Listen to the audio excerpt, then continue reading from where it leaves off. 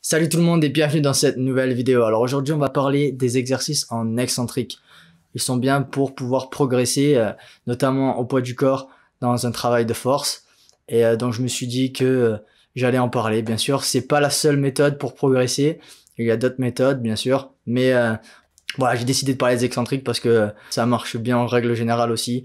Maintenant on va discuter un peu de comment les utiliser et est-ce que tout le monde peut les utiliser. Alors, avant tout, qu'est-ce que c'est que les exercices en excentrique? Qu'est-ce que c'est que la phase excentrique d'un exercice? Puisque lors d'un exercice, il y a trois phases. Il y a la phase concentrique, la phase isométrique et donc la phase excentrique dont on va parler aujourd'hui. Et en fait, qu'est-ce que c'est? C'est tout simplement la contraction du muscle agoniste à un exercice dans son allongement. C'est-à-dire que si je vous montre un exercice comme le curl, par exemple, un exercice basique, où le muscle agoniste et le biceps, on peut voir que lors de la phase concentrique, ce dernier va rétrécir lors de la contraction, et lors de la phase excentrique, ce même muscle, toujours actif, va s'allonger. Donc là, vu comme ça, je pense que c'est assez clair, mais ça peut être encore un petit peu tourneboulé pour certaines personnes peut-être qui démarrent dans le sport, dans le poids du corps ou autre exercice avec du poids, associé à du poids. Du coup, pour faire simple, lorsque vous réalisez des exercices de tirage, la phase excentrique, c'est lorsque vos mains s'éloignent de votre masse corporelle, donc de votre corps. Et lorsque vous réalisez des exercices de poussée, la phase excentrique, c'est lorsque vos mains se rapprochent de votre masse corporelle. Alors, pourquoi on les utilise? Eh bien, on les utilise pour plusieurs raisons. On peut les utiliser en réhabilitation, on peut les utiliser lorsque l'on apprend un mouvement, on peut aussi les utiliser lorsque l'on souhaite pallier quelques niveaux. Par exemple, lorsque l'on souhaite réaliser un mouvement un petit peu plus avancé au poids du corps, qui est encore un petit peu trop difficile à réaliser lors de la phase concentrique, donc dans sa totalité, on peut se servir de la phase excentrique pour progresser vers le mouvement en question. Et pas simplement pour des mouvements avancés, mais aussi pour des mouvements un petit peu plus basiques, comme les tractions ou les dips. Les exercices en excentrique marchent très bien dans ces cas-là.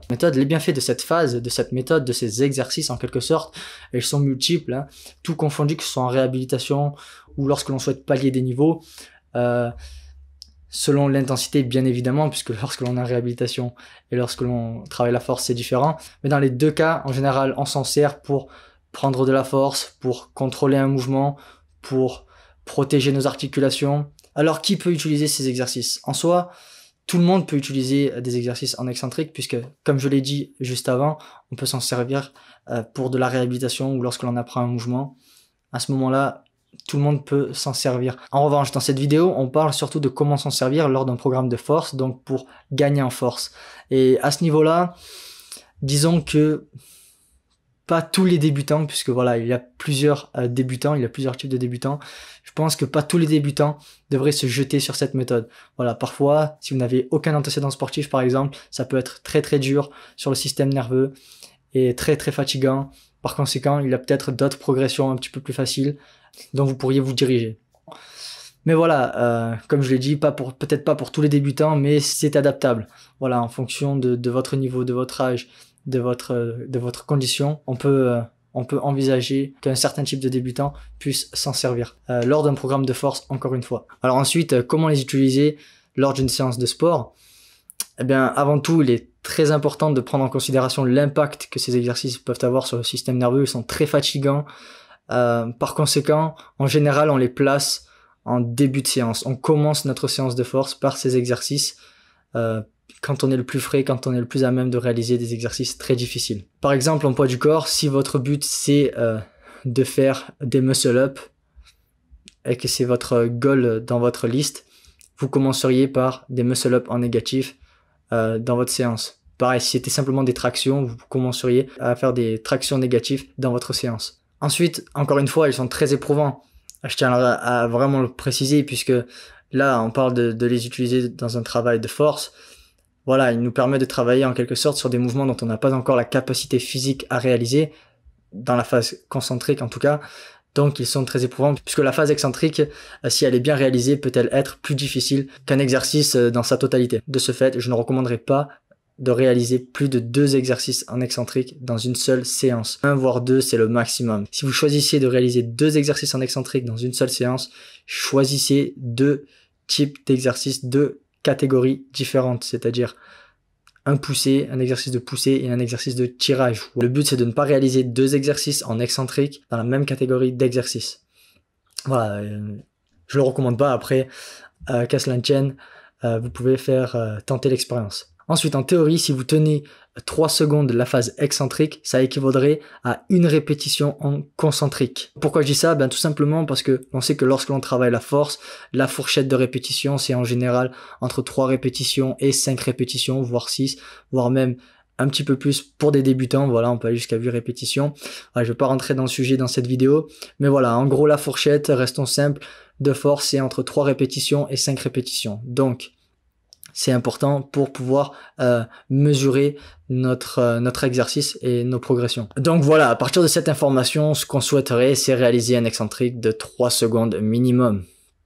Et par la suite, travailler jusqu'à tenir environ entre 7 secondes et 10 secondes. Maintenant, parlons un petit peu d'une série d'un exercice en excentrique. Du coup, qu'est-ce que c'est qu'une série en excentrique? Eh bien, dans une série en excentrique, il y a ce qu'on pourrait dire une sorte de cluster de répétitions, un groupe de répétitions. Si on le compare avec un exercice en concentrique et que je vous disais de réaliser 2 séries de 3 tractions, par exemple, on le noterait de la manière suivante. 2 fois 3 répétitions égale 6 répétitions ici, bref. Et donc, si on compare avec l'excentrique et que je vous disais de réaliser plus ou moins la même chose, on noterait de la manière suivante. 2 fois 3 répétitions de 3 secondes ou bien 2 fois 3 secondes. Donc dans l'idéal, on souhaiterait enchaîner ces répétitions, ce groupe de répétitions les unes après les autres. Mais en réalité, c'est pas toujours le cas. En fait, en réalité, on va plutôt prendre un temps de repos, surtout lorsque l'on travaille sur des mouvements un petit peu plus avancés au poids du corps par exemple, qui peuvent être assez difficiles, où l'écart de niveau entre 2 exercices peut parfois être assez conséquent au niveau de la force, mais aussi dans un exercice basique comme des tractions ou des dips, parfois selon votre niveau, vous allez prendre un temps de repos entre chacune de ces répétitions. Et ce temps de repos entre chaque répétition peut aller jusqu'à 3 minutes. Mais encore une fois, cela va dépendre aussi de votre habilité à progresser et à récupérer. Donc c'est assez important de prendre le bon temps de repos entre chacune de ces répétitions aussi. Et attention, ici je parle bien du temps de repos entre chacune de ces répétitions. Je ne parle pas du temps de repos entre chacune des séries. Ici, comme on peut le voir à l'écran, il y a 2 différents types de temps de repos lorsque l'on réalise des exercices en excentrique. Il y a le temps de repos entre chaque répétition pour pouvoir progresser et il y a le temps de repos entre chaque série. Ce dernier ne change pas, il reste toujours plus ou moins le même entre 3 et 5 minutes lorsque l'on travaille la force. Et donc, les exercices en excentrique dans un programme, ça peut être un petit peu long. Donc voilà, après, il faut parfois, dans votre temps de repos, peut-être enchaîner avec un autre exercice d'un autre groupe musculaire. Ça peut aider à gagner du temps. Mais c'est vrai que selon le niveau, selon l'exercice, selon la difficulté de l'exercice, parfois, les exercices en excentrique dans un programme, dans une seule séance, ça peut prendre du temps. Mais voilà, à partir de là, pour progresser, vous avez plus ou moins 2 solutions. Soit vous augmentez le temps sous tension lors de la phase excentrique en premier, et donc vous faites en sorte de progresser jusqu'à la fourchette entre 7 secondes et 10 secondes, puis vous commencez à descendre le temps de repos entre chacune des répétitions. La deuxième option qui est tout simplement l'inverse, qui serait donc de d'abord commencer par réduire le temps de repos entre chacune des répétitions, puis ensuite faire en sorte de travailler, d'augmenter votre temps sous tension. Voilà, mais si je peux vous donner un petit conseil, ce serait tout simplement de réaliser la première option, puisqu'elle permet tout simplement un plus grand volume musculaire sous tension. Mais bon, après, voilà, vous pouvez faire, encore une fois, comme vous voulez, vous pouvez tenter l'autre option si vous le souhaitez. Donc voilà, la finalité, c'est que vous serez capable de réaliser 3 séries de 3 répétitions de 8 secondes, sans temps de repos entre chaque répétition.